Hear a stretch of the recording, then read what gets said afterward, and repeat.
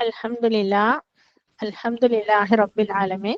Allahumma salli ala Muhammadin wa ala alihi wa sahbihi ajma'in. Rabbi zidni ilman nafi'an wa amalan mutaqabbala, rizqan halalan tayyiban, quluban khashi'an. Amma ba'd. Fa innal hadithi kitabullah wa khairal hadi Muhammadin sallallahu alaihi wasallam wa sharral umuri muhdathatuha wa kullu bid'atin dhalala wa kullu dhalalatin finnar. അസ്സലാമു അലൈക്കും വറഹ്മത്തുള്ളാഹി വബറകാതുഹു. My ബിലോഡ് sisters, കേൾക്കുന്നുണ്ടല്ലോ അല്ലെ? Voice audible അല്ലേ? Okay. പരിശുദ്ധ ഇസ്ലാമിന്റെ പഞ്ചസ്തംഭങ്ങളിൽപ്പെട്ട പ്രധാനപ്പെട്ട ഒരു ആരാധനയാണ് വിശുദ്ധ ഹജ്ജ് കർമ്മം അല്ലെ. മറ്റ് 4 കാര്യങ്ങളും പൂർത്തിയാക്കിയാലും കഴിവുള്ളവൻ ഹജ്ജ് നിർവഹിച്ചില്ലെങ്കിൽ അവൻ ഇസ്ലാം പൂർത്തിയാകുന്നില്ല അല്ലെ. അപ്പോൾ ഇസ്ലാം പൂർത്തിയാകണമെങ്കിൽ ഹജ്ജ്, അതായത് കഴിവും സാമ്പത്തികവും ആരോഗ്യവും എല്ലാം ഉണ്ടെങ്കിൽ നിർബന്ധം തന്നെയാണ്. വഅത്തിമുൽ ഹജ്ജ വൽ ഉംറത ലില്ലാഹ്, അതിൽ പ്രത്യേകം എടുത്ത് പറയുന്നത് നിങ്ങൾ അള്ളാഹുവിന് വേണ്ടി ഹജ്ജും ഉംറയും നിർവഹിക്കുക. അപ്പൊ വേറെ ആർക്കല്ലോ വേണ്ടി നിർവഹിക്കുന്ന ഹജ്ജുകളും ഉണ്ടെന്ന് അർത്ഥം അല്ലെ. അതല്ല അവർ ടോപ്പിക്, നമ്മളെ ഇന്നത്തെ ടോപ്പിക് അസീസിയ റിലേറ്റഡ് കുറച്ച് സംശയങ്ങളും ഒക്കെ ചോദിക്കാനുള്ള ഒരു ചാൻസ് ഉള്ള. കാരണം അസീസിയയിൽ എത്തുന്ന ആളുകളെ സംബന്ധിച്ചിടത്തോളം അവർ ജീവിതത്തിൽ ഒരിക്കലേ അവിടെ എത്തുന്നുള്ളൂ. കാരണം ഗവൺമെന്റ് ഹജ്ജ് കോട്ടയിൽ ഒന്നിലധികം പ്രാവശ്യം ചെല്ലാൻ പാടില്ല. അതുകൊണ്ട് തന്നെ അവിടെ ചില എക്സ്പീരിയൻസ് കുറവ് കൊണ്ട് പല അബദ്ധങ്ങളും പറ്റും. നമുക്ക് കൂടെ ഉള്ളവരോട് ചോദിച്ചാൽ അവർക്കും അറിയില്ല, അവരും ഫസ്റ്റ് ചാൻസിലാണ്. അപ്പൊ അതുകൊണ്ട് തന്നെ അവിടെ എങ്ങനെ ഫുഡ് ഉണ്ടാക്കണം, എപ്പോൾ ഉണ്ടാക്കണം, എങ്ങനെ പോണം വരണം മുതലായ കാര്യങ്ങളെ കുറിച്ച് ഒരു ക്ലാരിറ്റി നൽകുവാൻ ഞാൻ ആഗ്രഹിക്കുന്നു.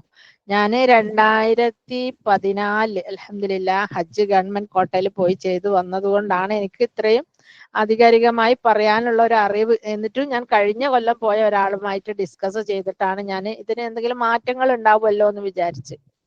അപ്പം ഹജ്ജിന്റെ അവസരത്തിൽ ഹസീസിയൽ താമസിച്ച് നമ്മുടെ ഫുഡ് എങ്ങനെ ഫുഡ് പ്രിപ്പറേഷൻ എങ്ങനെ ചെയ്യണം, മക്കയിലെ ട്രാൻസ്പോർട്ടേഷൻ എങ്ങനെയാണ്, മക്കയിൽ എപ്പോൾ പോകണം, എങ്ങനെ വരണം, നല്ല വെയിലാണ്, ഭയങ്കര വെയിലുള്ള ഒരു സ്ഥലത്താണ് നമ്മുടെ ബസ് സ്റ്റേഷൻ ഉണ്ടാകുക.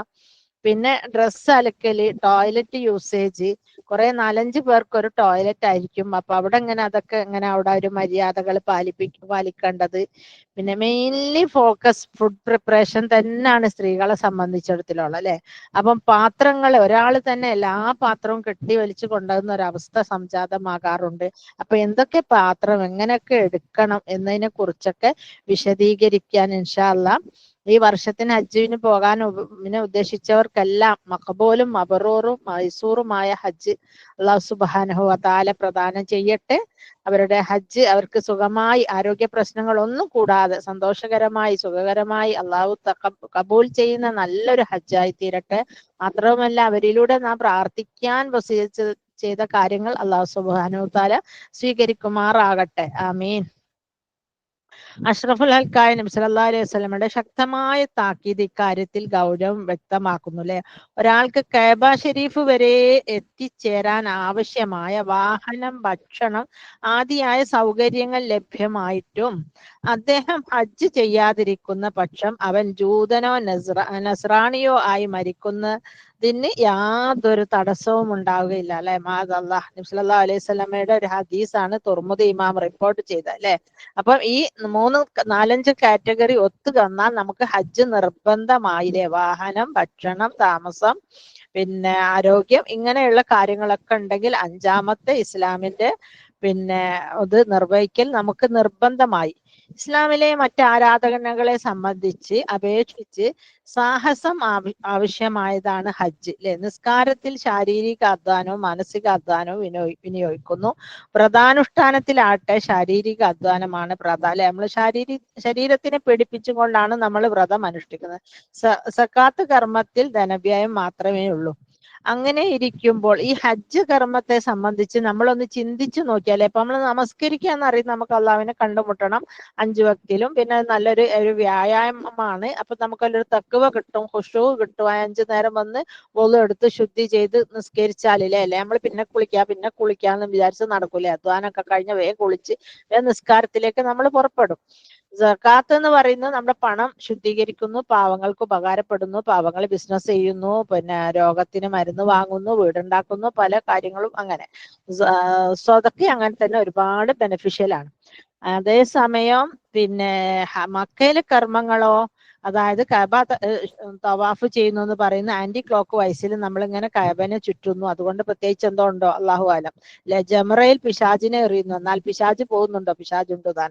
മീനയിലെ താമസം അല്ലെ, ആ കുടുസായ സ്ഥലത്ത് ഒന്ന് അങ്ങോട്ടും ഇങ്ങോട്ടും ചെരിഞ്ഞ് കടന്നാൽ നീങ്ങാൻ സ്ഥലമില്ലാത്ത അത്രയും ഒരു സ്ഥലത്ത് ഒരു ചെറിയ കെട്ടും പാണ്ഡവുമായിട്ട് നമ്മുടെ ഈ മീനയിലെ താമസം കണ്ടിട്ടാണോ എനിക്ക് ശബരിമലക്കാർ അങ്ങനെ ഒരു കെട്ടും പാണ്ഡം എടുത്ത് പോയി തുടങ്ങിയത്? അള്ളാഹു ആലം അല്ലെ. അവർക്കുണ്ടല്ലോ അങ്ങനെ ഒരു പോലെ, പക്ഷെ അവർ താമസിക്കുന്നില്ല.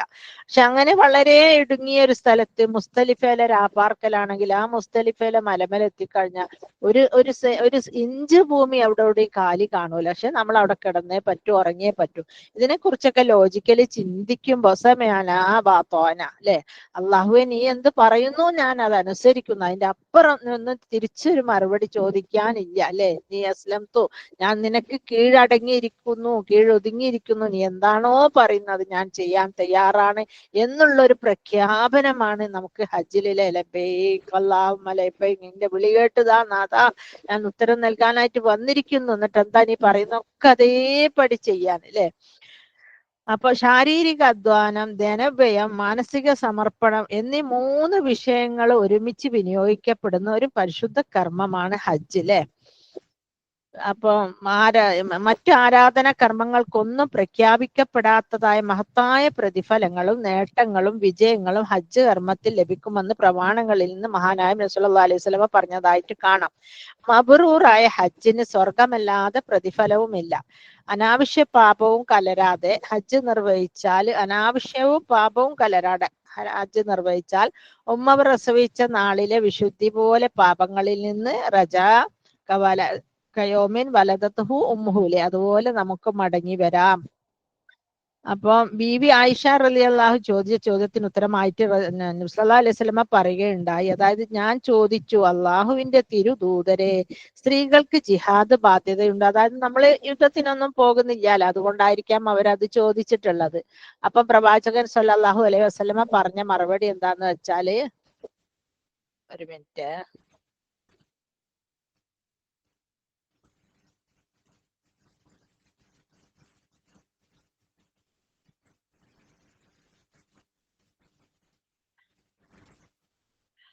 പ്രവാചകൻ സല്ലല്ലാഹു അലൈഹി വസല്ലമ പറഞ്ഞ എന്താ വെച്ചാൽ, സ്ത്രീകൾക്ക് ജിഹാദ് ബാധ്യത ഉണ്ടോ എന്ന് ചോദിച്ചാൽ അവർക്ക് പോരാട്ടമല്ലാത്ത ജിഹാദാണുള്ളത് അല്ലെ. അവരെ ജിഹാദ് എന്താണ്? ഹജ്ജാണ്. ഹാജിമാരും ഉംറക്കാരും അള്ളാഹുവിന്റെ വിരുന്നുകാരാണ്. അവരെ വിളിച്ചു വരുത്തി, അവരെ ക്ഷണിച്ചു വരുത്തിയതാണ് അല്ലെ. അവർ വല്ലതും ആവശ്യപ്പെട്ടാൽ അവൻ അള്ളാഹു നൽകും, പശ്ചാത്തപിച്ചാൽ പുറത്തു കൊടുക്കും ഇൻഷാ അല്ലാഹ്. അപ്പം ഹജ്ജ് സംബന്ധമായ വിവിധ കൽപ്പനകളും നിയമങ്ങളും വിശുദ്ധ ഖുർആൻ പ്രഖ്യാപിച്ചിരിക്കുന്നു. സൂറത്തുൽ ബഖറയിൽ പറയുന്നു, അതിമുൽ ഹജ്ജ വൽ ഉംറത ലില്ലാഹ്, നിങ്ങൾ അള്ളാഹുവിന് വേണ്ടിയിട്ട് ഹജ്ജും ഉംറയും നിർവഹിക്കുക അല്ലേ. അപ്പം ഈ വിഷയത്തിൽ ഞാൻ പറഞ്ഞല്ലോ, ഒരുപാട് സംശയങ്ങളുണ്ട് ആളുകൾക്ക്. അതിനെ കുറിച്ചാണ് നമ്മൾ ഇവിടെ വിശദീകരിക്കാൻ ഉദ്ദേശിക്കുന്നത് ഇൻഷാ അല്ലാഹ്. നിങ്ങൾ എന്തൊക്കെ പാത്രങ്ങൾ കൊണ്ടുപോകണം? അപ്പം ചിലർ ചോദിക്കും, നമ്മൾ തന്നെ എല്ലാ പാത്രം, അത് വേണ്ട, നമ്മളിപ്പോ ഒരു 5-8 പേരായിട്ട് ഒരു ടൈപ്പ് ആക്കാം അല്ലെ. നമ്മൾ ഉംറക്ക് ക്ലാസ്സിനൊക്കെ പോകുമ്പോൾ 5-8 പേരായിട്ട് ടൈപ്പ് ആക്കിയിട്ട് അവരോട് പറയാം, കുറച്ച് പാത്രം, അതായത് ഒരു 5 ലിറ്ററിന്റെ കുക്കർ ഉണ്ടായാൽ നിങ്ങൾക്ക് ബിരിയാണി നെയ്ച്ചോറൊക്കെ ഉണ്ടാക്കാൻ നല്ലതാണ്. അതുപോലെ ഒരു 3 ലിറ്ററിന്റെ ചെറിയ കുക്കർ, കുറച്ച് കടല പരിപ്പൊക്കെ വേവിക്കേണ്ടി വന്നാൽ അതും പറ്റും.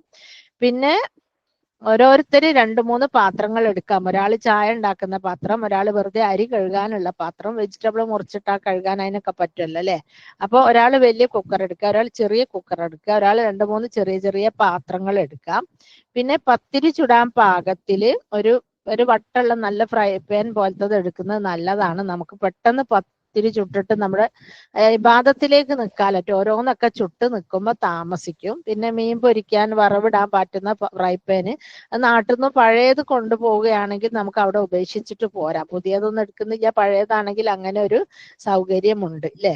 പിന്നെ പ്ലേറ്റും ഗ്ലാസും അത് നിർബന്ധമായിട്ട് എടുക്കണം. അതൊക്കെ നമ്മൾ ഗ്രൂപ്പിൽ നിന്ന് പറഞ്ഞിട്ടുണ്ടാവും അല്ലേ. പിന്നെ കോമൺ വാഷിംഗ് മെഷീൻ ഉണ്ടാവും. അപ്പം ആ വാഷിംഗ് മെഷീൻ യൂസ് ചെയ്തിട്ട് നമുക്ക് ഫ്രിഡ്ജ് ഉണ്ടാവും. അതുപോലെ പഴയ മിക്സി ഉണ്ടെങ്കിൽ വേണമെങ്കിൽ നമ്മൾ ഉപയോഗിക്കാത്തട്ടുണ്ടെങ്കിൽ എടുത്തു കഴിഞ്ഞാൽ ലൈറ്റ് വെയിറ്റ് ആക്കി എടുക്കണം. വലിയ കനമായിരിക്കും, അത് അവിടെ ഉപേക്ഷിച്ച് പോരുന്ന രൂപത്തിൽ. കാരണം ബിക്കോസ് നമ്മൾ തിരിച്ചു വരുമ്പോൾ സാധനങ്ങൾ വാങ്ങാൻ എന്തായാലും പുതിയത് പലതും നമ്മൾ വാങ്ങും അല്ലേ. അപ്പൊ അതുകൊണ്ട് നമുക്ക് ഈ പഴയ മിക്സിയും പഴയ ഫ്രൈ പാനും ഒന്നും കൊണ്ടുവരാണ്ട് അവിടെ ആർക്കെങ്കിലും കൊടുത്തിട്ട് പോരാം അല്ലേ. പിന്നെ നല്ല ചൂടായതുകൊണ്ട് ജ്യൂസ് കുടിക്കാം, നോ പ്രോബ്ലം. അതാ മിക്സി ഉണ്ടെങ്കിൽ ഒരു ജ്യൂസ് കുടിച്ചാൽ ഒരു ക്ഷീണം മാറുമല്ലോ അല്ലെ. അതുപോലെ പോർട്ടബിൾ മിക്സി എന്ന് പറഞ്ഞിട്ട് നന്ന ചെറിയ ഒരു ഗ്ലാസ് ജഗ്ഗിൽ ഒരു ജഗ്ഗ് പോലത്തെ മിക്സി, ഒരു ഗ്ലാസ് വെള്ളം കൊള്ളുന്ന മിക്സി, അങ്ങനെ പല ടൈപ്പ് മിക്സീസ് നമ്മളെ പിന്നെ ഓൺലൈനിൽ അവൈലബിൾ ആണ്, ആമസോണിലൊക്കെ. അങ്ങനെ വാങ്ങിയ ഒരു മിക്സി എടുത്തു കഴിഞ്ഞാൽ നമുക്ക് നല്ല ചൂടത്ത് അങ്ങനെ ജ്യൂസ് അടിച്ച് ഫ്രിഡ്ജിൽ പുറത്തുനിന്ന് വാങ്ങുന്ന ആർട്ടിഫിഷ്യൽ മറ്റേ എന്താ പറയാ ഒരു ഇതൊക്കെ ഇല്ലേ, കുട്ടികൾ കുടിക്കുന്ന 4 മൂലത്തിലുള്ള ബോക്സിലുള്ള അങ്ങനത്തെ ജ്യൂസുകളിലൊക്കെ പലതും ചേർക്കുമല്ലോ അല്ലെ. അപ്പൊ നമുക്ക് ഇങ്ങനത്തെ ജ്യൂസ് ഉണ്ടാക്കി കുടിക്കാൻ ക്ഷീണത്തിന് കുറവുണ്ടാവും, അത് പറ്റും. പിന്നെ സ്പൂണ്, കൈലി, ചട്ടകം മുതലായവ ഉണ്ടാകും. അത് ഒരു 4-5 അംഗങ്ങൾ അടങ്ങുന്ന ഫാമിലിയിൽ ഓരോരുത്തർ എടുത്താൽ മതി, എല്ലാവരും എടുക്കേണ്ടതില്ല. പിന്നെ ഗ്രോസറി ഐറ്റംസ് അല്ലെ, നമ്മൾ കിച്ചണിലൊക്കെ എന്തൊക്കെ ഫുഡ് ഐറ്റംസ് എടുക്കണം. കാരണം സാധാരണ നമ്മൾ മക്കളെടുത്തും ടൂർ ഒന്ന് പോകുമ്പോൾ ഇതുപോലൊരു കൊണ്ടുപോകൽ നമുക്ക് പതിവില്ല അല്ലെ. നമ്മള് ടൂറ് പോകുന്നിടത്താണെങ്കിൽ അവിടെ ബ്രേക്ക്ഫാസ്റ്റ് പിന്നെ ഇതായിരിക്കും, അവിടുന്ന് കിട്ടും, പിന്നെ രാത്രി ഭക്ഷണവും കിട്ടും. അപ്പൊ പിന്നെ ഉച്ചക്ക് മാത്രം മതി, നമ്മൾ ഹോട്ടലിൽ നിന്ന് കഴിക്കും. അങ്ങനെ മക്കളെടുത്ത് പോകുമ്പോഴും നമ്മൾ പാത്രവും കയ്യിലൊന്നും കൊണ്ടുപോകാറില്ല അല്ലെ. അപ്പൊ ഇതിനൊരു പ്രത്യേക തരം പിന്നെ ഒരു സിറ്റുവേഷനിലുള്ള യാത്രയും പ്രത്യേക അതുകൊണ്ട് അതൊന്ന് അറിയാത്തവർക്ക് പറഞ്ഞു തന്നാൽ വളരെ ഉപകാരമായിരിക്കുമെന്ന് എനിക്ക് തോന്നുന്നു. അപ്പം പിന്നെ ആളുകൾ ചോദിക്കുകയും ചെയ്തിട്ടുണ്ട് എന്തെല്ലാം കൊണ്ട്. എൻ്റെ ഒരു ഫ്രണ്ട് തന്നെ, ഞാനിപ്പോ പിന്നെ കുറച്ച് ബുക്സ് എടുക്കാൻ നേരം ഇങ്ങോട്ട് എന്തൊക്കെ കൊണ്ടുപോകണം. അതിന്റെ ഇടയിൽ ഞാൻ പറഞ്ഞ എല്ലാം കൂടെ ഒന്നും നിങ്ങൾ കൊണ്ടുപോകണ്ട, ഓരോരുത്തർ എടുത്താൽ മതി. കാരണം കുക്കറൊക്കെ അങ്ങോട്ടും ഇങ്ങോട്ടും വെറും 10-30 കഷ്ടിച്ച് 10-25 ദിവസമേ നമ്മൾ ഭക്ഷണം ഉണ്ടാക്കൂ. കാരണം ബാക്കിയല്ലാത്ത ദിവസങ്ങളിലൊക്കെ പുറത്ത് വെള്ളിയാഴ്ച ദിവസം ചോറുണ്ടാക്കാൻ പറ്റൂല, നേരം ഉണ്ടാവൂല. പിന്നെ 3-4 ദിവസം മീന, മുസ്തലിഫ, പിന്നെ അർഫ, അങ്ങനെ പല തിരക്കിലായിട്ട് പല ദിവസവും നമ്മൾ ചോറ് ഉണ്ടാക്കുന്നൊന്നുമില്ല. അപ്പൊ അതുകൊണ്ട് 25-28 ദിവസത്തേക്കുള്ള ഫുഡ് മതിയായ കുക്കർ ഒരാള് പിന്നെ ഇറച്ചി ഉണ്ടാക്കുകയാണെങ്കിൽ വേറൊരാൾക്ക് പച്ചക്കറി ഉണ്ടാക്കുക, അങ്ങനെ അങ്ങോട്ടും ഇങ്ങോട്ടൊക്കെ പരസ്പരം കൊണ്ടും കൊടുത്തും ഒക്കെ ജീവിക്കാം അല്ലെ. പിന്നാണ് പ്രത്യേകം ശ്രദ്ധിക്കാനുള്ള ടോയ്ലറ്റ് ഒക്കെ ഒന്നായതുകൊണ്ട് 4-5 പേർക്ക്, അതിന് ആണുങ്ങളും പെണ്ണുങ്ങളും മിക്സ് ആയിട്ട് തന്നെയാണ് താമസം.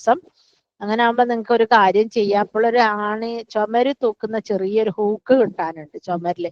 എന്നിട്ട് ലൈറ്റ് ആയിട്ട് ഈ മറ്റേ ഡബിൾ തുണി ഉണ്ടല്ലോ, ലൈറ്റ് വെയിറ്റ് തുണി, അതല്ലെങ്കിൽ ഷോള്, അങ്ങനത്തെ എന്തെങ്കിലും കെട്ടിയിട്ട് ആണുങ്ങളെ ഒരു ഇതുപോലെ ചെറിയ നേരിയ കയറുമല് ഈ പിന്നെ ഷോളോ അല്ലെങ്കിൽ ഇത് ബെഡ്ഷീറ്റ് ഒന്നും പറ്റൂല കേട്ടോ, ബെഡ്ഷീറ്റ് ഒക്കെ ഹെവി ആയിരിക്കും. അത് ഭയങ്കര ഹൈറ്റിൽ വേണമെന്നില്ല, ആള് നടക്കുന്ന ആയതിൽ മതി, കാലൊന്നും കണ്ടാലും പ്രശ്നമില്ലല്ലോ. അങ്ങനത്തെ ആ ഒരു ലെവലില് അങ്ങനെ കെട്ടിയിട്ട് നമുക്ക് കിടക്കണമെങ്കിൽ ഒന്നും മുടി കോതണമെങ്കിലൊക്കെ ഒരു അന്യപുരുഷന്മാരുണ്ടാകുമ്പോൾ നമുക്കൊരു അസ്വസ്ഥത തോന്നില്ല. അത് അങ്ങനെയാണ് ഗവൺമെന്റ് കോട്ടയം പോണടത്തിൽ, അതിനൊന്നും ഇപ്പോഴും മാറ്റം വന്നിട്ടില്ല എന്നാണ് അറിയാൻ സാധിക്കുന്നത്. അപ്പൊ അങ്ങനെ ചെയ്യാം. അങ്ങനെ ഒരു അയല് പോലെ നമ്മൾ പണ്ടൊക്കെ പ്രസവിക്കുന്നിടത്തിലൊക്കെ കാണില്ലേ വിരി തൂക്കുന്ന, അതുപോലത്തെ ഒരു വിരി, ലൈറ്റ് വെയിറ്റ് എന്ന് വെച്ചാല് ലൈറ്റ് പിന്നെ കോട്ടൺ പഴയ ഷോളോ അതല്ലെങ്കിൽ ഡബിൾ തുണി പഴയത്, പുതിയതാകുമ്പോൾ ലക്ഷം കനം ഉണ്ടാവും, അതുകൊണ്ടാണ് പഴയത് വന്നത്. അങ്ങനത്തെ എന്തെങ്കിലും എടുത്താല് നമുക്ക് റൂം മറഞ്ഞു കിട്ടുകയും ചെയ്യും, നമുക്കൊന്ന് മുടി കോതാനോ കിടക്കാനോ ഒക്കെ പറ്റും. ആണുങ്ങളുള്ള ഭാഗത്തേക്ക് മാത്രം അങ്ങനെ ആണുങ്ങളെ അതിന്റെ അടുത്തായിട്ട് കിടക്കാൻ വിടുക. അപ്പൊ നമുക്ക് പിന്നെ അവര് പോവുകയും വരികയും ചെയ്യുന്നത് നമ്മളെ ബുദ്ധിമുട്ടിക്കൂലാലോ, ആ രീതിയിൽ അങ്ങനെ ചെയ്യാം. പിന്നെ ഈ ടോയ്ലറ്റിന്റെ തന്നെ നാനാത്വത്തിൽ ഏകത്വം എന്നാണ്. പല ജാതി സ്വഭാവക്കാരുണ്ടാവും, പല ടൈപ്പ് ആൾക്കാരുണ്ടാവും. ലാ ജിദാല ഫിൽ ഹജ്ജി എന്നാണ്, ഹജ്ജിൽ ഒരാളായിട്ട് ഒരു കച്ചറക്കോ പണിക്കിനോ പോകാൻ പാടില്ല. ഹജ്ജിൽ ജിദാല് ഹജ്ജ് ബാത്തിലായി പോവും. അതുകൊണ്ട് തന്നെ ആരെങ്കിലും ഇങ്ങോട്ട് എന്തിനെങ്കിലും പ്രൊട്ടസ്റ്റ് ചെയ്ത് വന്നാലും നമ്മള് സംയമനം പാലിച്ചേ പറ്റൂ. 100% ക്ഷമ പാലിക്കണം. വസ്ബിർ അല അല്ലെ, അള്ളാവിനെ ആലോചിച്ചിട്ട് നമ്മൾ ക്ഷമിച്ച് നിൽക്കുക അല്ലെ. അതായത് ഒരൊറ്റ പിന്നെ ഇത് അസിസിയിൽ വരുന്ന ആൾക്കാരൊക്കെ തന്നെ ഞാൻ പറഞ്ഞല്ലോ ഒറ്റ പ്രാവശ്യം അവിടെ എത്തും. അപ്പൊ അതുകൊണ്ട് തന്നെ അവർക്ക് മുൻപില് വന്നോലെ എക്സ്പീരിയൻസ് വെച്ചിട്ട് എന്താ ചെയ്യാനും ഒന്നും പറ്റൂല അല്ലെ. അതുപോലെ അള്ളാഹ് പറയുന്നുണ്ട്, വല്ലദീന സബറു വജ്ഹി റബ്ബിഹി വഅഖാമു സ്വലാത്ത അതായത് അള്ളാഹുവിന്റെ നാഥന്റെ പ്രീതി മാത്രം പ്രതീക്ഷിച്ച് ക്ഷമയോടെ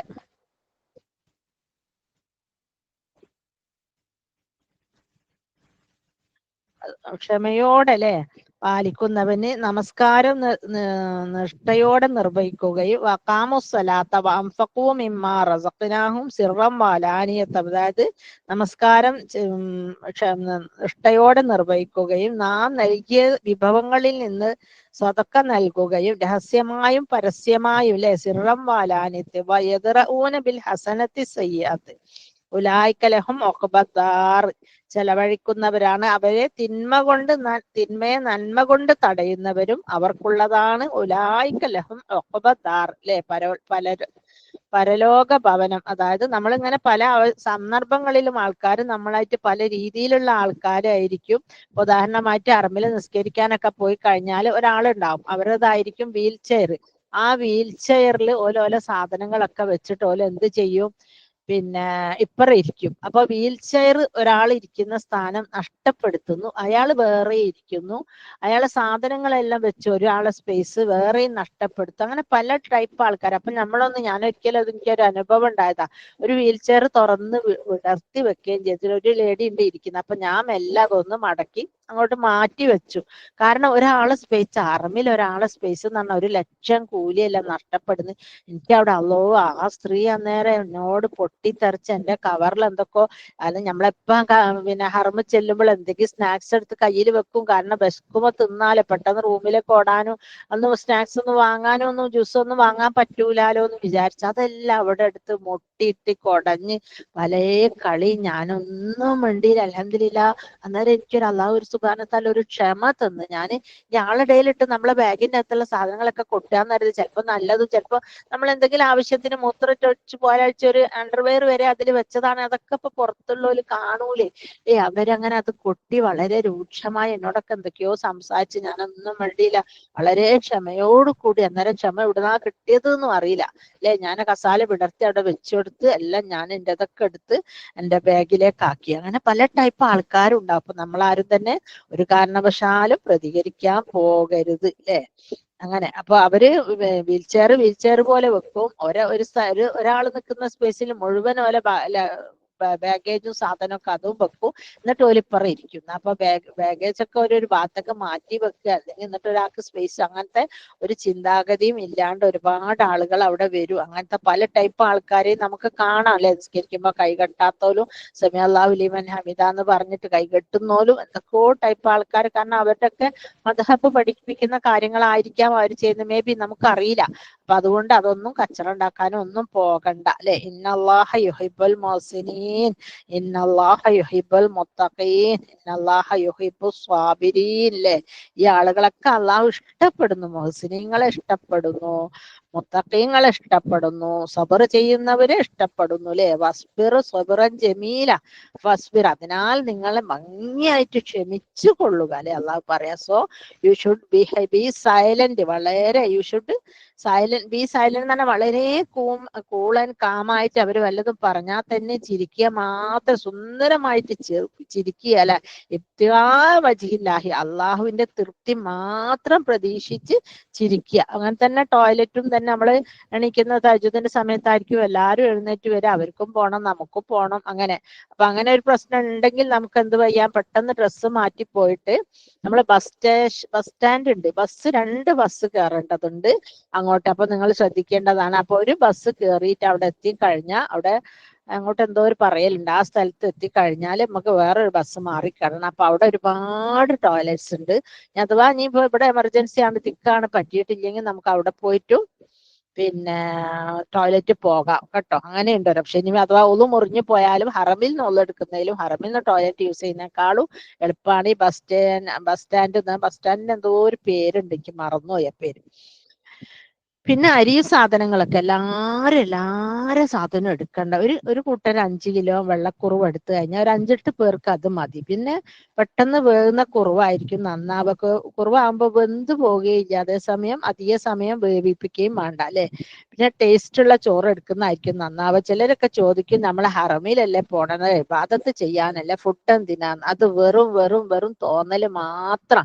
ഇബാദത്ത് എന്ന് പറഞ്ഞിട്ട് കാര്യമില്ല. നല്ല ഫുഡ് കൊടുത്തെങ്കിൽ അല്ലാണ്ട് നമുക്ക് ഓടാനും 2 ബസ് അങ്ങോട്ടും 2 ബസ് ഇങ്ങോട്ടും ഹറമിലെ നടത്തവും പിന്നെ എല്ലാം ക്ഷീണവും രാത്രി തഹജ്ജുദിന്റെ പോക്കും ഒന്നും നമുക്ക് ബോഡി വലിഞ്ഞു കിട്ടൂല. അപ്പൊ അതുകൊണ്ട് ഭക്ഷണം കഴിക്കുമ്പോ നന്നാക്കി തന്നെ കഴിച്ചോളൂ. കാരണം എന്റെ കൂടെ ഞാൻ കുറെ പ്രായമായ ആൾക്കാരെ എല്ലാം കൂട്ടിക്കൊണ്ട് പോകുമ്പോൾ ഞാൻ ഒരൊറ്റ കണ്ടീഷനാ പറയാം, എല്ലാവരും ഫുഡ് നന്നായിട്ട് കഴിക്കണേന്ന്. കാരണം ഇബാദത്താണല്ലോ, പുത്തനച്ചി പുരപ്പുറം തൂക്കും എന്ന് പറഞ്ഞ പോലെ ചിലര് ഭയങ്കര ഇബാദത്തിൽ അങ്ങോട്ട് നിന്നിട്ട് ഒന്നും തിന്നാണ്ട് എന്തോ ഒരു അവസ്ഥയിലാണ് മടങ്ങുക. അത് പറ്റൂല. നമുക്ക് ഇബാദത്ത് ചെയ്യാൻ എനർജി വേണം, എനർജിക്ക് ഫുഡും വേണം അല്ലേ?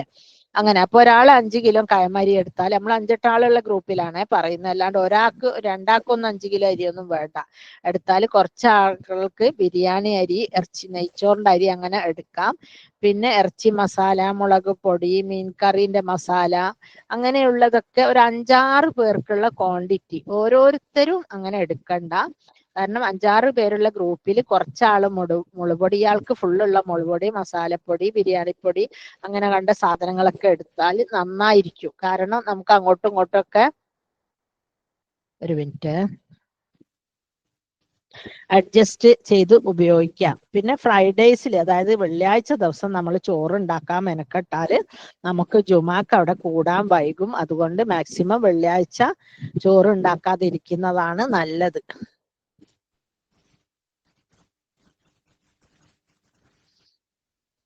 പിന്നെ ഷുഗർ, ചായപ്പൊടി അങ്ങനെ കണ്ട സാധനങ്ങളൊക്കെ, വെജിറ്റബിൾസ്, തക്കാളി, ഉള്ളി മുതലായവയൊന്നും ഫ്ലൈറ്റിലൊന്നും കയറ്റി കൊണ്ടുപോകേണ്ട ആവശ്യമില്ല. അതൊക്കെ അവിടുന്ന് തന്നെ വാങ്ങാം. സിസിയല് വലിയ ബക്കാലകളും മാർക്കറ്റുകളും ഒക്കെ ഉണ്ടാവും. സൂപ്പർ മാർക്കറ്റ് അല്ലാണ്ട് ചെറിയ ചെറിയ ഷോപ്പുകളും ഉണ്ടാവും. അപ്പൊ അതൊക്കെ നിങ്ങൾക്ക് അവിടുന്ന് തന്നെ വാങ്ങുന്നതായിരിക്കും നന്നാവുക അല്ലെ? പിന്നെ വെളിച്ചെണ്ണ ഭയങ്കര വില ആണെന്ന് പറഞ്ഞ് ചിലർ കാണാം ഫ്രീസറിൽ വെച്ചിട്ട് വെളിച്ചെണ്ണന്റെ പാക്ക് കട്ടയാക്കിയിട്ട് അത് കുക്കറിൽ അടച്ചിട്ട് കൊണ്ടുവരും. അത് പറ്റും അല്ലെ? പിന്നെ ഓയിലും ആണെങ്കിൽ അതും അവിടുന്ന് വാങ്ങുന്ന തന്നെയായിരിക്കും നന്നാവുക. കാരണം അതങ്ങ് പൊട്ടി ഒലിക്കുകയൊക്കെ ചെയ്താല് ബാക്കിയുള്ളവർക്ക് ബുദ്ധിമുട്ടാണ്. ഈ ഓയിലും ഈ ജാതിയിൽ കൊണ്ടുപോകാം അല്ലെ? ഫ്രീസ് ചെയ്തിട്ട് ഏതെങ്കിലും നല്ല ടൈറ്റുള്ള പാത്രത്തിൽ. പിന്നെ ചായച്ചമ്പ്, മറ്റേ കറി വെക്കുന്ന പാത്രം, അങ്ങനത്തെ ഒക്കെ അതും വേണം. പിന്നെ ഈ ചോറിന്റെ അരി എടുക്കുമ്പോൾ അതിൻ്റെ കൂടെ നെല്ലുത്തരി എടുക്കുന്നത് നന്നായിരിക്കും. കാരണം നമുക്കെന്തെങ്കിലും വയറിന് അസ്വസ്ഥതകളോ വേറെ എന്തെങ്കിലുമൊക്കെ ഉണ്ടാവുമ്പോൾ കഞ്ഞി വെച്ച് കുടിക്കാം.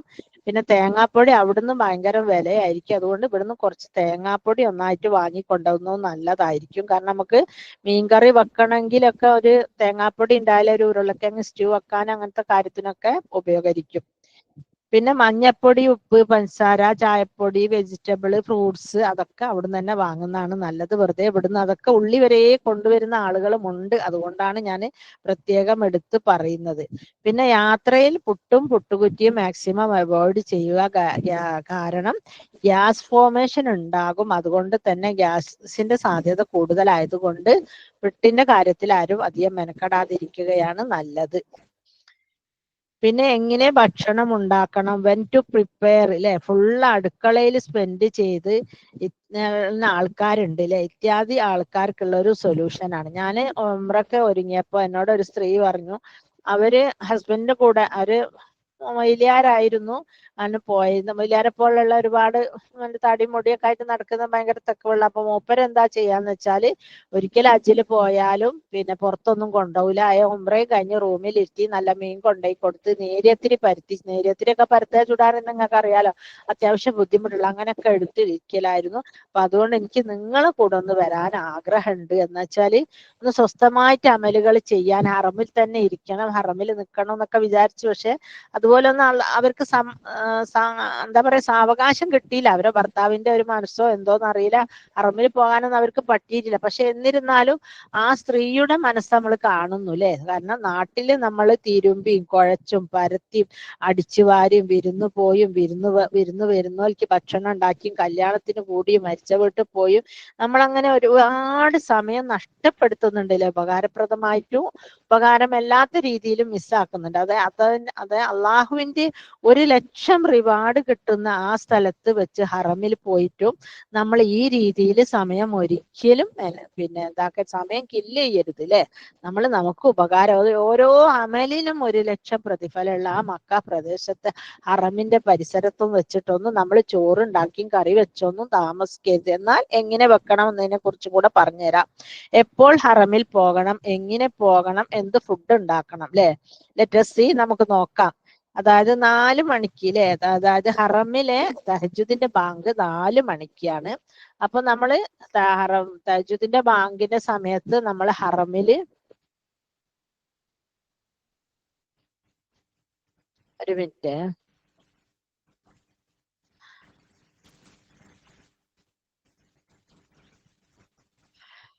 ഹറമില് 4 മണിക്ക് ബാങ്ക് ആണെങ്കിൽ നമ്മളൊരു 2, 2:30, 3 മണി ആകുമ്പോ പോകാം അല്ലെ. ഹറമിൽ വെച്ച് നമുക്ക് അന്നേരം ഹറമിൽ ബാങ്ക് ഉണ്ടെന്നേ ഉള്ളൂ. ജമാഅത്ത് നമസ്കാരം തഹജ്ജുദിന് ഉണ്ടാവില്ല.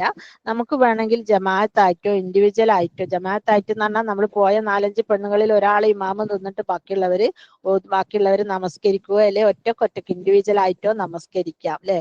അതായത് സുബൈന്റെ തഹജ്ജുദിന്റെ സമയത്ത് കഅബ കാണുന്ന സ്ഥലത്ത് പോയിന്ന് ധാരാളമായിട്ട് ദുആ ചെയ്യാം അല്ലെ. ആ ദുആക്ക് ഒരുപാട് കഅബനെ കണ്ടുകൊണ്ട് ദുആ ചെയ്യൽ, അല്ലെങ്കിൽ സഫാ മർവയിൽ ഇരുന്ന് ദുആ ചെയ്യുമ്പൊക്കെ ഒരുപാട് ദുആക്ക് ഉത്തരം കിട്ടുന്ന സ്ഥലങ്ങളാണ്. അപ്പൊ അതുകൊണ്ട് അങ്ങനെ ദുആ ചെയ്യാം.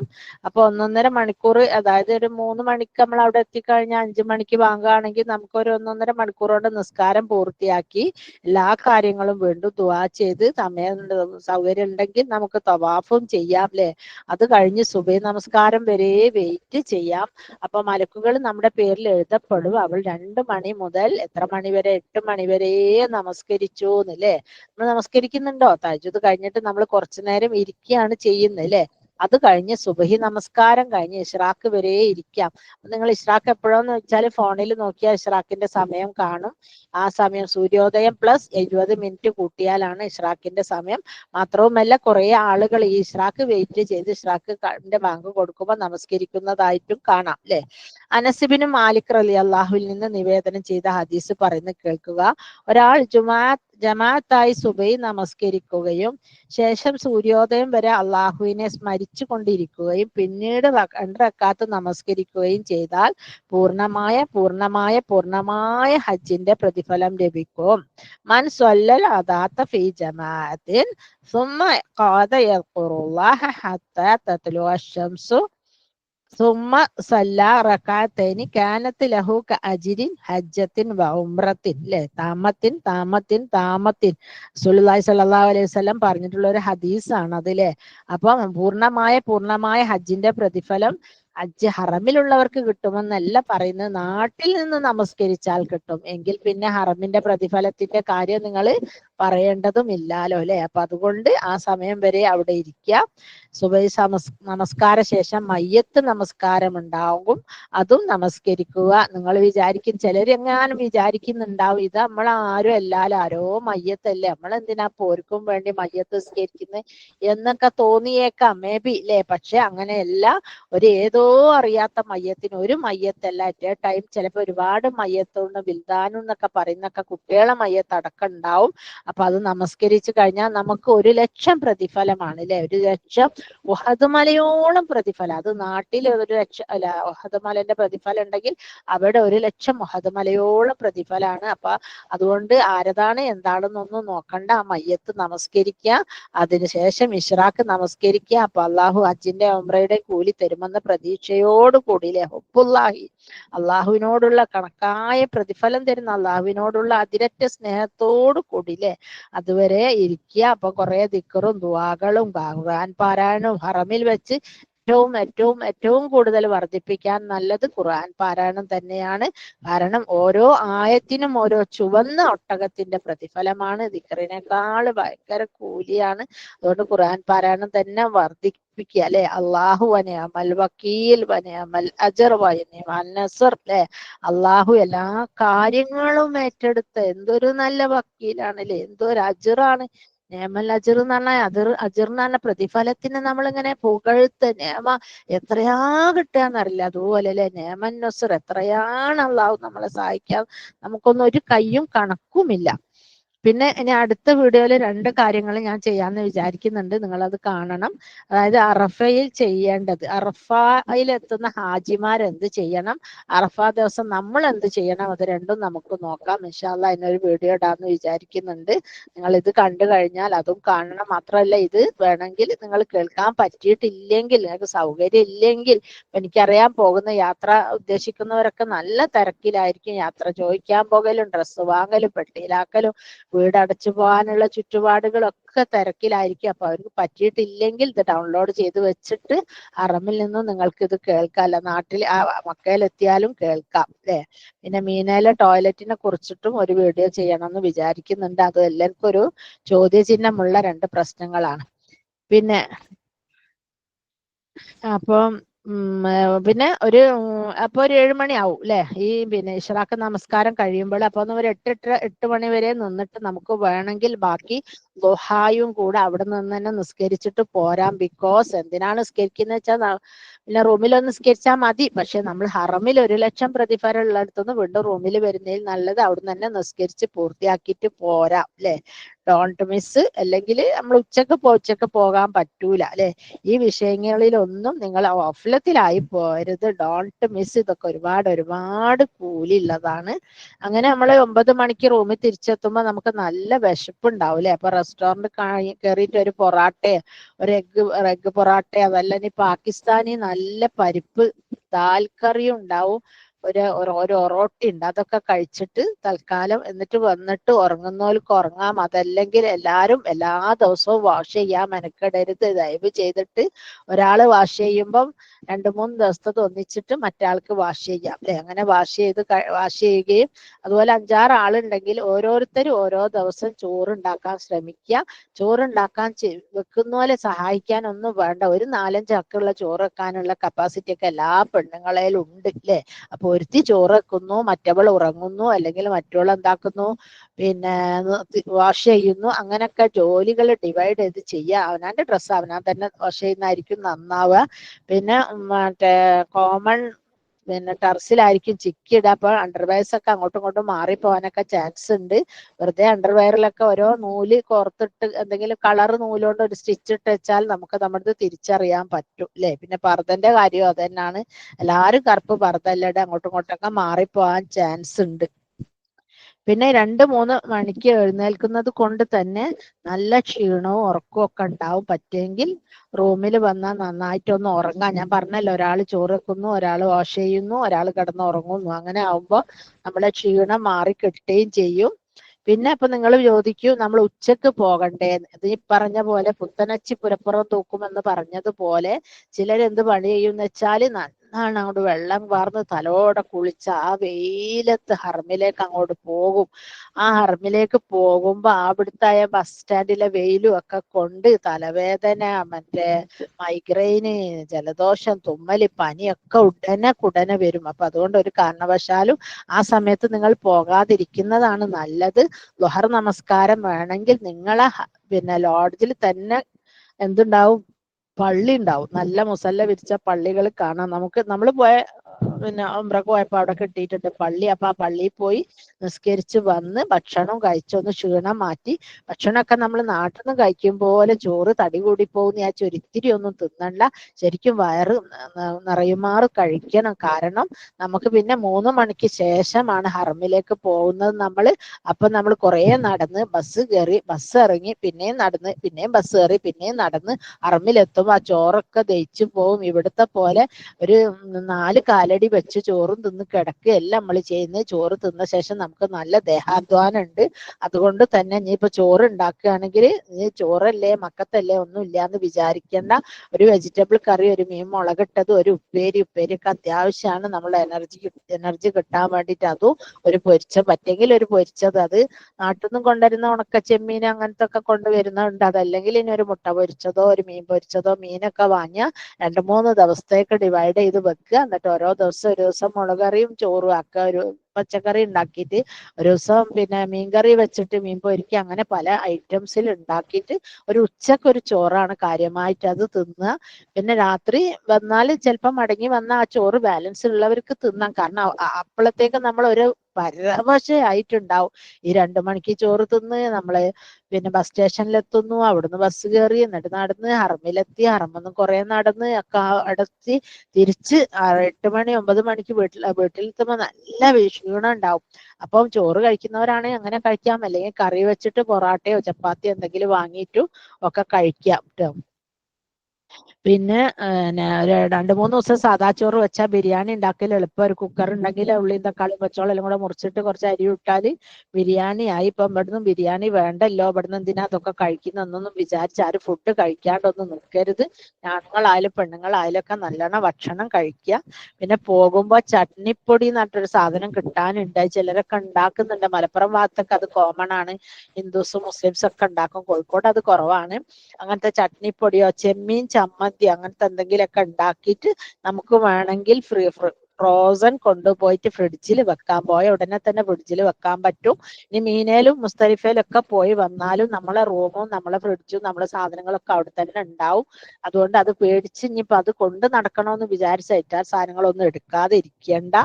അല്ലെ ഈ ചെമ്മീൻ ഇറച്ചിയൊക്കെ ഡ്രൈ ഫ്രൈ ആക്കിയിട്ട്, കോഴി ചിക്കൻ അവിടെ നിന്ന് തന്നെ കിട്ടും, അത് വാങ്ങി പൊരിക്കുക. കുറച്ച് ഇറച്ചിയൊക്കെ ഡ്രൈ ഫ്രൈ ആക്കിയിട്ട് ചെറിയ ചെറിയ പാക്കറ്റ് ഫ്രോസൺ കൊണ്ടുവന്നാൽ നമുക്ക് ചെന്ന ഉടനെ ഫ്രീസറിൽ വെച്ചാൽ പെട്ടെന്ന് ചോറ് തിന്നണമെന്ന് തോന്നിക്കഴിഞ്ഞാൽ അയറ്റാ പൊരിച്ചതോ അല്ലെങ്കിൽ എന്താ ചപ്പാത്തിക്ക് കൂട്ടിയിട്ടൊക്കെ കഴിക്കാം. അപ്പൊ ഞാൻ പറഞ്ഞല്ലോ, ഭക്ഷണത്തിന്റെ കാര്യത്തിൽ നിങ്ങൾ അമാന്തം വരുത്തുകയേ വേണ്ട. കാരണം ഭക്ഷണം വേണം. നമുക്ക് അവിടെ ഒരുപാട് അലച്ചലും ഓട്ടവും നടത്തവും കിടത്തവും എല്ലാം ശാരീരിക അധ്വാനത്തിന്റെ ഒരു പൂരപ്പൊടിയാണ് ഉത്സവം. അല്ല സോറി, പിന്നെ ഹജ്ജ് എന്ന് പറയുന്നത്. പെരുന്നാളാണെങ്കിൽ ഇല്ല, പെരുന്നാളിനും നമ്മൾ അലയന്നാണല്ലേ, തലേദിവസം മുസ്തലിഫയിൽ ഉറക്കം, അങ്ങനെ എന്തോ ഒരു കഥ ആണ്. പിന്നെ മീനയിലേക്ക് വരുന്ന മുമ്പേ നമ്മൾ ബോഡി വീക്കായി കഴിഞ്ഞാൽ മീനയിൽ ശരിക്കും ഫുഡും കിട്ടില്ല. ഞാൻ നിങ്ങളെ പേടിപ്പിക്കൊന്നും അല്ല കേട്ടോ, ഞാൻ പറയാണ് അതാണ് ഹജ്ജിന്റെ ഒരു അവസ്ഥ. മാക്സിമം കഴിയുമെങ്കിൽ കുറച്ച് നന്നായി നടന്ന് പഠിച്ചിട്ട് പോവുക. കാരണം ഇന്ന് അധികം ആളുകളും porch to door, door to porch, door to പിന്നെ ഹോം എന്നുള്ള അവസ്ഥയിലാണ് നമ്മൾ അധിക പെണ്ണുങ്ങളും. വീട്ടില് കാർ ഉണ്ടെങ്കിൽ പിന്നെ ഒരു പുറത്ത് ഗേറ്റിന്റെ പുറത്തിറങ്ങിയും കൂടെ കാർ കയറില്ല. പോർച്ച് തന്നെ സ്റ്റെപ്പൊന്നും കാറിലേക്ക് കയറാൻ പറ്റെങ്കിൽ അത്രയും നല്ലതെന്ന് വെച്ചാൽ ഞാൻ അങ്ങനെയല്ല കേട്ടോ. ഞാൻ കിട്ടിയ ചാൻസിൽ ബസ് കയറി എല്ലായിടത്തിലും പോകും. എനിക്ക് ബസ് ഭയങ്കര ഇഷ്ടമാണ്. കാരണം ബസ് ഇഷ്ടം എന്ന് പറഞ്ഞാൽ ബസ് ഒരു എനർജറ്റിക് ആണ്. കാരണം നമ്മൾ പോകുന്നു, ബസ് വെയിറ്റ് ചെയ്യുന്നു, വെയിൽ കൊള്ളുന്നു, നടക്കുന്നു, എന്നിട്ട് അതിൽ കയറുന്നു, എന്നിട്ട് പിടിച്ചു നിൽക്കുന്നു. അതൊക്കെ നമുക്കൊരു എന്താ പറയാ, ഞാന് എന്താ വെച്ചാല് ഒരു മാത്തോട്ടം ഭാഗത്തുള്ള ഏരിയയിലൊക്കെ ഉള്ള ഒരുവിധം പാവങ്ങളായ സ്ത്രീകൾ എത്ര വയസ്സായാലും അവർക്ക് എവിടുന്നല്ലോ ബെക്ക് ചെയ്ത് കിട്ടിയിട്ടുള്ള സാധനങ്ങളായിട്ട് ബസ് കയറുമ്പോൾ ഞാൻ അങ്ങനെ ശ്രദ്ധിക്കും. നമ്മളെ ഉമ്മമാരൊക്കെ മോൻ കാറ് വാങ്ങിക്കഴിഞ്ഞാൽ പിന്നെ പുറത്തിറങ്ങൂല, അതോഞ്ച കാല് എന്ന് പറഞ്ഞിരിക്കും. അപ്പൊ ഇവർക്കൊക്കെ കാറില്ലാത്തോണ്ടാണല്ലോ ഇവരൊക്കെ ഇങ്ങനെ നടക്കുന്നത് ഞാൻ മനസ്സിലാക്കും. അപ്പൊ അതുപോലെ ഈ ബസ് ഇങ്ങനെ പിന്നെ തീരെ നടന്ന് ശീലമില്ലാത്തവര് കുറച്ചൊന്ന് രാവിലെ എണീച്ച് ഒരു 1/4 മണിക്കൂറെന്നെങ്കിലും നടന്നിട്ട് ഹജ്ജിന് പോകുന്നതായിരിക്കും നന്നാവുക അല്ലെ. അപ്പൊ ഹജ്ജ് എന്ന് പറയുന്നത് തീർത്തും സമർപ്പണമാണ് പല രീതിയിലും. ചിലപ്പോൾ നമ്മളെ കാണാണ്ടാവും. ഒരു കാര്യം പ്രത്യേകം ശ്രദ്ധിക്കാനുള്ള എന്താന്ന് വെച്ചാല്, നിങ്ങള് പിന്നെ എപ്പോഴും പോവുകയാണെങ്കിലും എന്ത് ചെയ്യണം എന്ന് വെച്ചാല്, നമ്മുടെ കഴുത്തിലുണ്ടല്ലോ മറ്റേ അവര് പിന്നെ ഇതിന്റെ പറയുന്ന ഹോട്ടലിന്റെ ടാഗ്, പിന്നെ നമ്മളെ കൊണ്ടായിട്ടുള്ള അമീറിന്റെ നമ്പറും ഡീറ്റെയിലും ഒക്കെ ഉള്ള ഒരു ടാഗ് കഴുത്തിലിട്ട് ഒരു കാരണവശാലും ആ ടാഗ് നിങ്ങൾ പുറത്ത് വെച്ച് പോകരുത്. തിരിച്ച് റൂമിലെത്തി കുളിക്കാനും കിടക്കാനും ഒക്കെ പോകുമ്പോൾ അത് നിങ്ങൾ ഉപയോഗിക്കുന്ന ബാഗിൽ തന്നെ ഇടണം. കാരണം നിങ്ങളിപ്പോ 4-5 പേരായിരിക്കും പോകുന്നത്. അപ്പൊ നിങ്ങൾ ആയിരിക്കും അഞ്ചപ്പര താത്തയും നാത്തൂനും സൈനബി ഫാത്തിമയൊക്കെ ഉണ്ടല്ലോ. പക്ഷെ ചിലപ്പം ചില ഉന്തും തള്ളും പിന്നെ ഉംറയൊക്കെ ചെയ്യുമ്പോൾ നമ്മൾ കൈ അങ്ങ് വിട്ടുപോയി നമ്മൾ ഒറ്റപ്പെട്ടു പോയാൽ നമുക്ക് എന്താ ഹോട്ടല്, അതായത് അസീസിയ ഭാഗത്ത് കാണുന്ന ഹോട്ടലുകൾ ഇപ്പം കുറെ മാറ്റമുണ്ട്. ഞങ്ങളൊക്കെ പോകുമ്പോൾ ഒരേ യൂണിഫോമിൽ ഒരേ കളറിൽ ലൈറ്റ് പിങ്ക് കളറിൽ, ആ പിങ്ക് കളറിലെ കംപ്ലീറ്റ് ഹോട്ടൽസ് ഉണ്ടാവുക. അപ്പൊ നമ്മൾ ഹോട്ടൽ നമ്പർ നോക്കി പിടിക്കാൻ ഒക്കെ പിടിക്കണേ കുറച്ചൊരു വിവരവും അറിവും കുറച്ച് ബ്രെയിനും ഒക്കെ വേണം. അതൊന്നും ഇല്ലെങ്കിൽ നമ്മൾ ശരിക്കും ബുദ്ധിമുട്ടും. എല്ലാ ഇടകളും ഒരുപോലെ നിൽക്കും, എല്ലാ ഹോട്ടലും. ഇപ്പൊ മാറ്റമുണ്ട് തോന്നിട്ടോ, അന്നത്തെ പോലെ അല്ല. ഇപ്പൊ ഹോട്ടലൊക്കെ ഒരുപാട് മാറ്റത്തിൽ ഭയങ്കര ഫെസിലിറ്റിയോട് കൂടിയാണ് എടുക്കുന്നത്.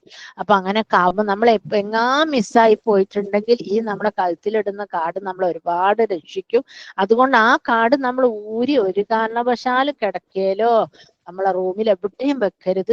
ഊരുമ്പോ അത് ബാഗിൽ ഇട്ടക്കണം. അപ്പൊ നമുക്ക് വഴിയിൽ നിന്ന് മിസ്സായി കഴിഞ്ഞാൽ അപ്പൊ അത് പോലീസിനോ ആർക്കെങ്കിലും കാട്ടിക്കൊടുത്താൽ നമ്മൾ അമീറിനെ വിളിക്കാം, നമ്മുടെ ഹോട്ടലിന്റെ പേര് കിട്ടും, അഡ്രസ്സ് കിട്ടും, നമുക്ക് തിരിച്ചു പോകാം, നമ്മുടെ ആൾക്കാരെ കിട്ടും അല്ലെ. അങ്ങനെ അതായത് ഈ ഹറം എന്ന് പറയുന്നത് ലക്ഷോപലക്ഷം ജനങ്ങളുള്ള ഒരു സ്ഥലമാണ് അല്ലെ. അപ്പൊ അവിടുന്ന് നമുക്ക് നമ്മളെ പരിചയമുള്ള മുഖങ്ങളൊക്കെ കണ്ടെത്തൽ പ്രയാസമാണ്.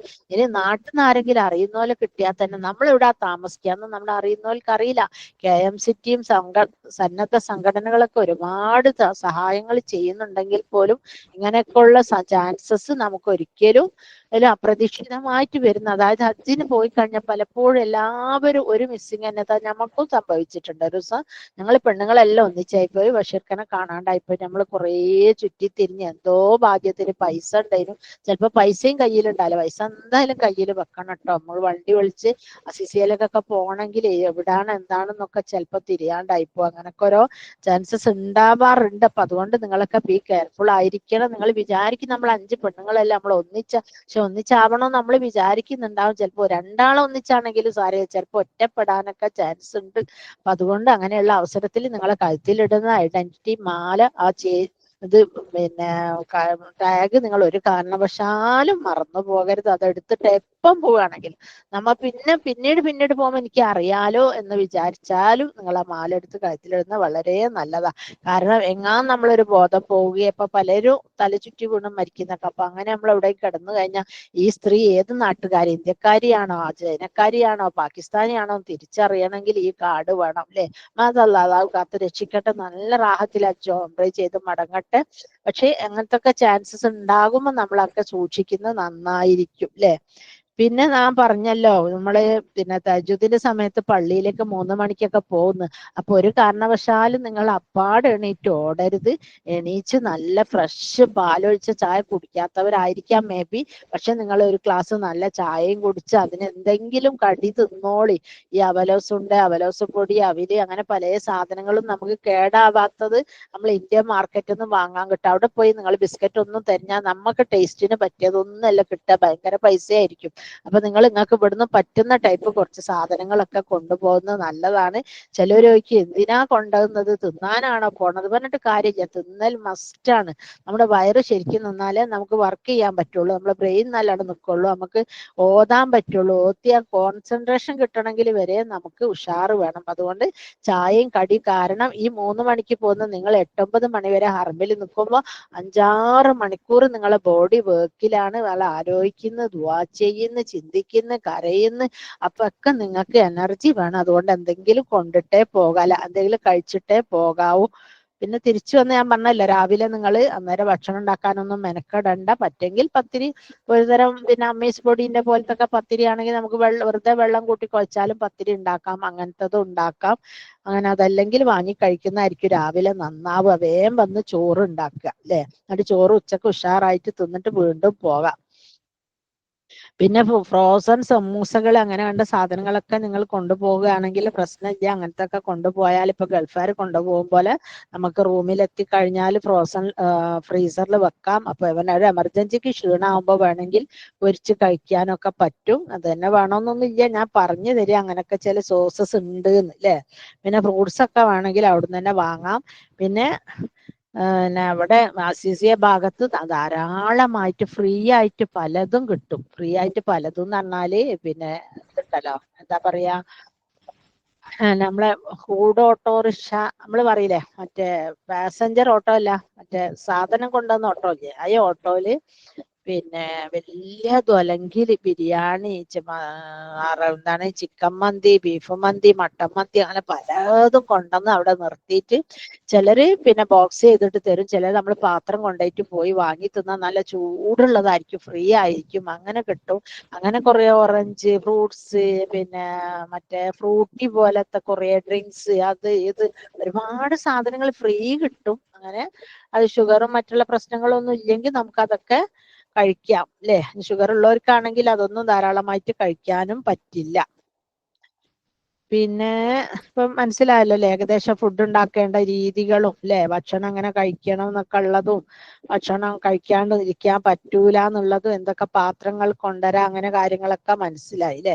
പിന്നെ ഈ ഉച്ച നേരത്തെ അറമിലേക്ക് ഇപ്പൊ ഈ കാലാവസ്ഥയിൽ പോകുന്നത് ഇറ്റ് ഈസ് ടു ടാസ്ക് അല്ലെ. പോകുന്നവർക്ക് പോകാം, പോയി കഴിഞ്ഞാൽ അവർക്ക് പിന്നെ അധിക ദിവസം പോകാൻ കഴിയില്ല. 2-3 ദിവസം പോകുമ്പോഴത്തേക്ക് തന്നെ അവര് ടയേർഡ് ആയി പോകുന്നുള്ള കാര്യത്തിൽ ഷുവറാണ്. ഒരു കാരണവശാലും അങ്ങനെ പോയവർക്ക് പിന്നെ കൂടുതൽ ഇബാദത്ത് ചെയ്യാൻ പറ്റാത്തൊരു ദിവസത്തേക്കൊന്നും അറബിൽ പോകാൻ പറ്റാത്ത കോലത്തിൽ. അതുകൊണ്ട് നമ്മുടെ ബോഡി ഒരിക്കലും ക്ഷീണിക്കാൻ നമ്മൾ സമ്മതിക്കരുത്.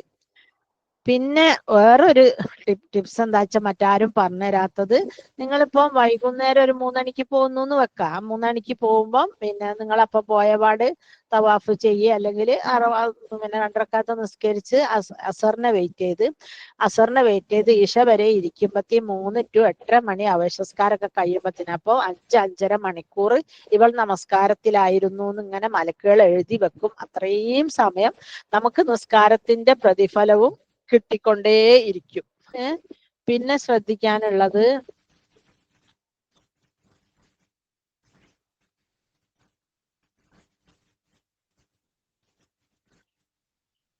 പിന്നെ ശ്രദ്ധിക്കാനുള്ളത് വൈകുന്നേരത്തെ ഏഷ്യ കഴിഞ്ഞിട്ട് നമ്മുടെ മടക്കമാണ്. അത് വെരി വെരി ടാസ്ക് ആണ്. അത് ഞാൻ ഈ പറഞ്ഞത് നിങ്ങൾ അനുസരിക്കുന്നില്ലെങ്കിൽ നിങ്ങൾക്ക് ശരിക്കും ബുദ്ധിമുട്ടേണ്ടി വരും. അതായത് നിങ്ങളിപ്പോ ഏഷ നമസ്കരിക്കാനായിട്ട് ഹറമിന്റെ അകത്ത് ഏതെങ്കിലും ഉള്ളിൽ നിന്നാല്, നിങ്ങൾ ഹറമിൽ നിന്ന് പുറത്ത് വരണമെങ്കിൽ 9:30-10 മണിയാവും. അപ്പോഴത്തെ നിങ്ങൾ ക്ഷീണിച്ച് അവശയായി പോകും. കാരണം ഉച്ചക്ക് 1 മണിക്കെങ്ങാൻ തിന്ന ചോറാണ്. അതിന്റെ ഇടയ്ക്ക് വെറുതെ ഒരു വെള്ളം കുടിക്കുകയോ ഫ്രൂട്ട്സോ സ്നാക്സോ കഴിച്ചിട്ടുള്ളൂ. അപ്പൊ നമുക്ക് അത്രയൊന്നും നമ്മുടെ ബോഡി താങ്ങൂല. അപ്പൊ നിങ്ങൾ എന്താ പണി ചെയ്യേണ്ടതെന്ന് വെച്ചാൽ, ഇഷാ ബാങ്ക് കൊടുക്കാനായി എന്ന് തോന്നി കഴിഞ്ഞാൽ വന്ന് മോവൻപിക് ഹോട്ടലിന്റെ ബസ് നിർത്തുന്ന ആ സ്റ്റാൻഡിന്റെ, ഹുദൈബിയ സ്റ്റാൻഡോ അങ്ങനെ എന്തോ സ്റ്റാൻഡാണ്, അങ്ങോട്ട് പറയില്ല ബസ് നിർത്തുന്ന സ്റ്റാൻഡിന്റെ പേര്. ആ സ്റ്റാൻഡ് വേറെ കേട്ടോ, മാറി കയറുന്ന സ്റ്റാൻഡ്. നിങ്ങൾ ഫസ്റ്റ് കയറുന്നത് പിന്നെ മോവൻപിക് ഹോട്ടലിന്റെ അടുത്തുള്ള ആ സ്റ്റാൻഡിന്റെ അടുത്ത് വന്ന് നിന്നിട്ട് ഇഷ നമസ്കരിക്കാം. മനസ്സിലായില്ലേ? മഗ്‌രിബ് നമസ്കാരം കഴിഞ്ഞാൽ നിങ്ങൾ മുസല്ലി എടുത്ത് ഇങ്ങ് പോരുക. വന്ന് ആയ ബസ് നിർത്തുന്നതിന്റെ തൊട്ടടുത്തുള്ള ഏതെങ്കിലും ഹോട്ടലിന്റെ സൈഡിൽ നിന്നിട്ട് നമസ്കരിക്കാം. അപ്പൊ ചോദിക്കും നിങ്ങൾ ജമാഅത്ത് കിട്ടോ? ജമാഅത്ത് കിട്ടും, ജമാഅത്തിന്റെ പ്രതിഫലവും കിട്ടും. എന്നിട്ട് ജമാഅത്ത് നമസ്കാരവും കഴിഞ്ഞ് മയ്യത്തിന്റെ സലാം വീട്ടിയ ഉടനെ നിങ്ങൾ പാഞ്ഞ് ബസ് കയറി പോണം. അതല്ലെങ്കിൽ നിങ്ങൾ എണ്ണീറ്റ് ഒരു 11 മണിയായാലും നിങ്ങൾക്ക് വീട്ടിലെത്താൻ പറ്റുകയില്ല. ഇത്രയൊന്നും ഡീപ്പായിട്ട് നിങ്ങൾക്ക് ആരും പറഞ്ഞു തരുമോ എന്ന് എനിക്ക് അറിയില്ല. അതുകൊണ്ട് തന്നെയാണ് ഞാൻ ഇങ്ങനെയൊക്കെ പറഞ്ഞു തരുന്നത്. തഹജ്ജുദിന്റെ നമസ്കാരത്തിന് എല്ലാവരും തഹജ്ജുദിന് എണീറ്റ് അപ്പാട് പല്ലും തേച്ചങ്ങ് പോവും അല്ലെ. പല്ല് തേച്ച് പോയാൽ നിങ്ങൾക്ക് ക്ഷീണായിരിക്കും, ഓതാൻ പറ്റൂല, ഇരിക്കാൻ പറ്റൂല, തഹജ്ജുദ് ദീർഘനേരം നിസ്കരിക്കാൻ പറ്റൂല, ദുആ ചെയ്യാൻ മടിയാവും, അവിടെ കിടക്കുക ഉറങ്ങുക. അപ്പൊ നല്ല വലിയ ക്ലാസ് തന്നെ. നമ്മൾ സാധാരണ ഒരു ഇത്തിരി ചായ കുടിക്കുന്നവരായിരിക്കും ചെറിയ ക്ലാസ്സിൽ, പക്ഷെ നല്ല വലിയ ക്ലാസ്സിൽ ചായ, നല്ല എന്തെങ്കിലും സ്നാക്സ് ഒക്കെ കൂട്ടി, അന്നേരം നമുക്ക് ഉണ്ടാക്കാനൊന്നും പറ്റൂലല്ലോ. അങ്ങനെ കഴിച്ചിട്ട് പോയാൽ ഒരു 8-9 മണി വരെയുള്ള എനർജി കിട്ടും. അതുപോലെ രാത്രി തിരിച്ചു വരുമ്പോ കമ്പൾസറി ഈ ഒരു റൂട്ട് ഫോളോ ചെയ്തിട്ടില്ലെങ്കിൽ നിർബന്ധമായിട്ടും നിങ്ങൾ വല്ലാണ്ട് ബുദ്ധിമുട്ടും. ഒരു ദിവസം നിങ്ങൾ അങ്ങനെ എല്ലാണ്ടൊന്ന് വന്നു നോക്കിയാൽ നിങ്ങൾക്ക് മനസ്സിലാവും ഇതാണ് ഈ അവസ്ഥ. കാരണം 9:30-10 മണിയായാലും നമുക്ക് എത്താൻ പറ്റൂല. പിന്നെ ബസ്സിൽ ആള് നിറയും. പിന്നെ ഫസ്റ്റ് ചാൻസിൽ ഹജ്ജിന് പോകുന്നോലെ, അതായത് ഏറ്റവും ദുൽഖഅദ് മാസം ഫസ്റ്റിലേ പോകുന്നുണ്ടെന്ന് തോന്നുന്നു അല്ലെ. അങ്ങനെ പോകുന്നോലെ എന്താന്ന് വെച്ചാൽ കിട്ടുന്ന മാക്സിമം ഹറം യൂസ് ചെയ്തോളാം. ഹറം എന്ന് വെച്ചാല് ഒരു ദുൽഖഅദ് 25 കഴിഞ്ഞാൽ പിന്നെ ആളുകൾ ആദ്യം നമ്മൾ പോകുമ്പോ വിചാരിക്കും ഇങ്ങനെ ഹറം എന്തോ ഒരു കാര്യല്ലേ, ആൾക്കാരൊക്കെ പറയുന്ന കേട്ടാ വിചാരിക്കും ഇതാണ് ഇവിടെ ആള്. ആ ഐഡിയ ആയ പോസ്റ്ററും ആകെ മാറ്റി മറിക്കുന്നതായിരിക്കും ദുൽഖാദ് 25 കഴിഞ്ഞ 5 മാസമൊക്കെ കൂടെ പറഞ്ഞ ആളെ കൊണ്ട് നിൽക്കാൻ കഴിയില്ല. അപ്പൊ അതുകൊണ്ട് ആ കിട്ടുന്ന ഫസ്റ്റ് ഡേയ്സിൽ നന്നായിട്ട് ഇബാദത്ത് ചെയ്ത് നല്ലോണം ചെയ്തോളി. അതേസമയം ലാസ്റ്റ് പോകുന്നവർക്ക് ഈ ഹജ്ജ് കഴിഞ്ഞാൽ നല്ല ഒഴിവും തിരക്കും ഒക്കെ കുറെ വേക്കൻസി ഒക്കെ ഉണ്ടാകും. പക്ഷെ ഹജ്ജ് കഴിഞ്ഞാൽ നമ്മളെ മാനസികാവസ്ഥ മാറും. നമുക്ക് മക്കളെ കുട്ടികളെ വീട് എന്നുള്ളൊരു ചിന്ത വരും. അതങ്ങനെയാണ് നമ്മളെ മനസ്സ്. അപ്പൊ അതുകൊണ്ട് ഫസ്റ്റ് പോകുന്നവർക്ക് എന്നാണ് ഏറ്റവും നല്ല പ്രിഫറൻസ്. അവർക്ക് നന്നായിട്ട് ഇബാദത്ത് ചെയ്യാനും ഒരുപാട് നേരം ഹറമിൽ ഇരിക്കാനും ഒക്കെ പറ്റുമെങ്കിൽ ആ സമയത്ത് നല്ലോണം യൂസ്ഫുൾ ആയിട്ട് ഉപയോഗിച്ചോളൂ കേട്ടോ. പിന്നെ പെരുന്നാൾ അല്ല സോറി പെരുന്നാൾ അടുക്കുമ്പോ ഹജ്ജ് അടുക്കുമ്പോ ഭയങ്കര തിരക്കും, ഒരുപാട് ആളുകളും വരും. അപ്പൊ നമ്മൾ വിചാരിച്ച പോലെ ഒന്നും നടക്കൂല. പിന്നെ ഹറമിൽ വെച്ച് നോമ്പ് പിടിക്കാൻ ഞാൻ ഈ പറഞ്ഞ സിസ്റ്റം ഫോളോ ചെയ്യുകയാണെങ്കിൽ നിങ്ങൾക്ക് നോമ്പ് പിടിക്കാൻ വളരെ നല്ലതാണ്.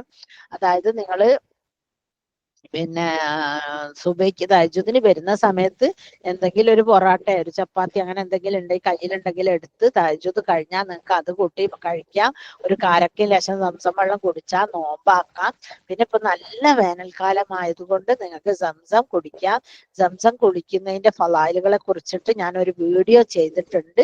അത് നിങ്ങൾ നിർബന്ധമായിട്ടും കാണണം. ഹാജിമാർക്ക് ഒരുപാട് യൂസ്ഫുൾ ആണ്.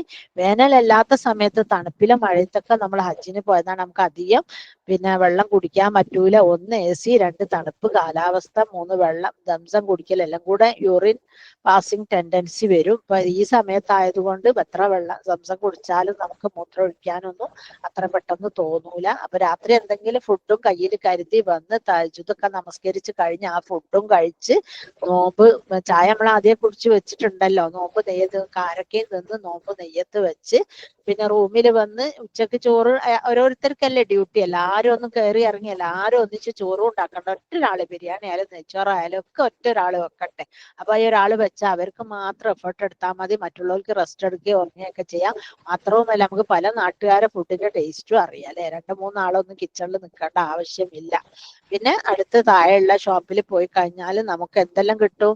നമുക്ക് വേണ്ടിയ പച്ചക്കറിയോ മറ്റുള്ള സാധനങ്ങൾ, മീൻ എവിടുന്നാ വാങ്ങാൻ നിൽക്കാറില്ല. മീൻ ആണുങ്ങളെ കൊണ്ട് വാങ്ങിക്കുന്ന തന്നെ ആയിരിക്കും നന്നാവുക. അങ്ങനെ കണ്ട സാധനങ്ങളൊക്കെ കിട്ടും.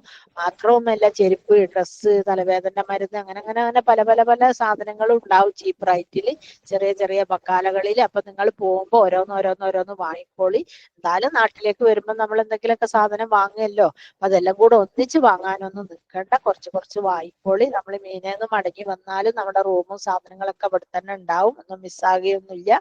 അതുകൊണ്ട് ആ സാധനങ്ങളൊക്കെ സൂക്ഷിച്ച് വെക്കാൻ. വരാൻ നേരത്ത് നമുക്ക് വിചാരിച്ച പോലെ ഒന്നും വാങ്ങാൻ പറ്റിയില്ല എന്നും വരും. വാങ്ങാൻ ഉദ്ദേശിക്കുന്നവരെ, അല്ലാത്തവർക്ക് നോ പ്രോബ്ലം.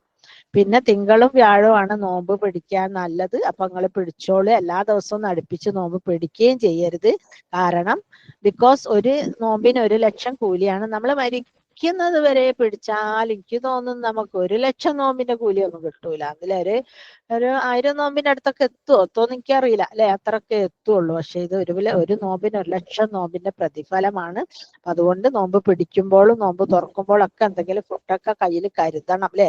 ആ നോമ്പ് തുറക്കാൻ എന്താ ചെയ്യാന്ന് വെച്ചാൽ ഉച്ചക്ക് ഉണ്ടാക്കിയ ചോറോ കറികൾ എന്തെങ്കിലുമൊക്കെ ഉണ്ടെങ്കിൽ, ഇനി ചോറ് പറ്റൂലെങ്കിൽ 2 ചപ്പാത്തി, ആ ചോറുണ്ടാക്കുമ്പോ തന്നെ 2 പത്തിരി ഇട്ടാ മീൻ കറിയൊക്കെ ഉണ്ടാവുമല്ലോ, ഫിഷ് കറിയൊക്കെ ഉണ്ടാവും അല്ല പിന്നെ ചിക്കൻ കറിയൊക്കെ ഉണ്ടെങ്കിൽ അതും കൂട്ടി കഴിക്കാം. അങ്ങനെ ഹറമൊന്ന് നോമ്പ് തുറക്കാം. പിന്നെ മീനയിലും മുസ്തലിഫയിലും ഒക്കെ KMCCന്റെ ആൾക്കാർ ഒരുപാട് സന്നദ്ധ സംഘടനക്കാരുണ്ടാവും നമ്മളെ സഹായിക്കാനൊക്കെ. മീനയില് നമുക്ക് നമ്മളതായ ഭക്ഷണങ്ങളൊന്നും ഉണ്ടാവില്ല. ഗവൺമെന്റ് ഫ്രീ കോട്ടയിൽ പോണവർക്ക് അവർക്ക് ഭക്ഷണമില്ല. പ്രൈവറ്റ് പോണവർക്ക് ഉണ്ടാവും. പക്ഷെ നമുക്ക് ആരെങ്കിലൊക്കെ പിന്നെ അവരെ സ്വതക്കായിട്ട് കഞ്ഞിയോ ചായയൊക്കെ കൊണ്ടുപോകും. അപ്പൊ നിങ്ങൾ ചെറിയൊരു തൂക്കിപ്പാത്രം 2-3 ഗ്ലാസ് കൊള്ളുന്ന കഞ്ഞിന്റെ തൂക്കിപ്പാത്രവും 1 ഗ്ലാസ് ചായ കൊണ്ടുവന്ന ഒരു ഫ്ലാസ്കും ഒക്കെ കയ്യിൽ കരുതുന്നത് നന്നായിരിക്കും.